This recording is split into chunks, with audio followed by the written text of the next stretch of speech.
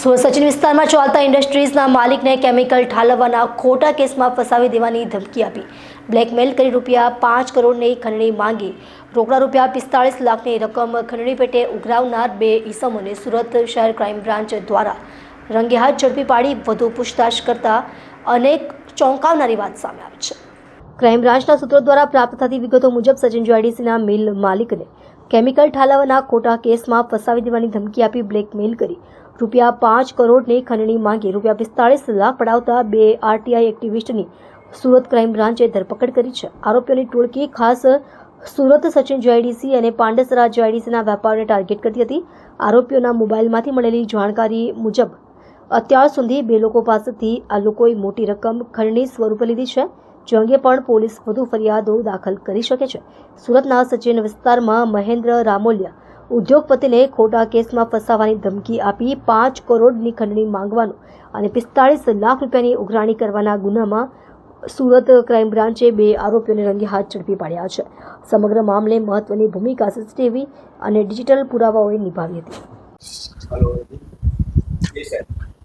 1 ફેબ્રુઆરીના રોજ Surat crime branch દ્વારા Sachin જીઆઈડીસીના director મહેન્દ્રભાઈ રાખોલિયાની ઓફિસમાં 2 ઈસમો અજય ત્રિવેદી અને તેજસ પાટીલ 45 લાખ રૂપિયાનું એક્સટોર્શન કરતા કે જે અલગ અલગ સચિન ઇન્ફ્રા એન્વાયરમેન્ટ લિમિટેડ અને ગ્લોબ એન્વાયરમેન્ટ લિમિટેડ જે કેમિકલ વેસ્ટનો પ્લાન્ટ જે સચિન જીઆઈડીસીના અલગ અલગ ડાઇંગ મિલોના અને પ્લાન્ટમાંથી નીકળે છે એનો વેસ્ટ કલેક્ટ કરીને નીકળવાના છે, એના બદલામાં 45 લાખ રૂપિયા જે માંગેલા હતા લેવા આવતા પકડાઈ ગયેલા। આ બંને ઈસમોની ધરપકડ પછી એમના ઘર સર્ચ કરવામાં આવ્યા હતા। એમના ઘરેથી અલગ અલગ ફાઇલો અને કોમ્પ્યુટર એમનું સીઝ કરવામાં આવ્યું હતું। કોમ્પ્યુટર FSLમાં મોકલવામાં આવ્યું છે। ફાઇલો અને એમના મોબાઈલની ચેટ વગેરે સર્ચ કરતા એમને બીજા અમુક અત્યારે નામ નથી આપતા પણ અલગ અલગ ઇન્ડસ્ટ્રીઝના લોકો વિરુદ્ધના પાંડેસરા અને સચિન જીઆઈડીસીના અલગ અલગ લોકો વિરુદ્ધના નામ એમના જે રેકોર્ડ કબજે કરવામાં આવ્યા એમને ફાઇલમાંથી મળી આવ્યા છે કે જેમને એ લોકો બ્લેકમેલ કરવા માટે એમના વિરુદ્ધ અરજીઓ કરતા હતા અને એ ડેટા મળી આવેલો છે। અમુક ઇસમો અમારી પાસે રૂબરૂ પણ અહીંયા ફરિયાદ માટે આવેલા હતા, લેખિત ફરિયાદ નથી આપી એમણે હજી સુધી। એમને લેખિતમાં ફરિયાદ આવવા માટે સમજાવવામાં આવ્યા છે કે એમને ફરિયાદ કરવા માટે।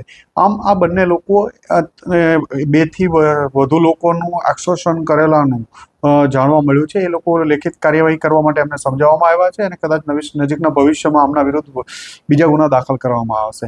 આના સિવાય પણ અન્ય ઇસમો વિરુદ્ધ પણ અમુક ફરિયાદો અહીંયા આપેલી હતી જેને પણ અમે કમિશનર સાહેબને આપવા માટે કીધેલું હતું કે લેખિતમાં ફરિયાદ કમિશનર સાહેબને આપવા માટે કે લેખિતમાં અમને અહીંયા આપવા માટે। એટલે ફરિયાદીઓ જે ડરીને એક ફરીથી અપીલ કરીએ છીએ કે કોઈએ ડરવા સિવાય જો કોઈને કામના વિરુદ્ધ કોઈ કાયદેસર કાર્યવાહી કરાવી હોય કે બીજા કોઈ ઇસમ વિરુદ્ધ કરવી હોય તો પોલીસનો સંપર્ક કરી શકે છે।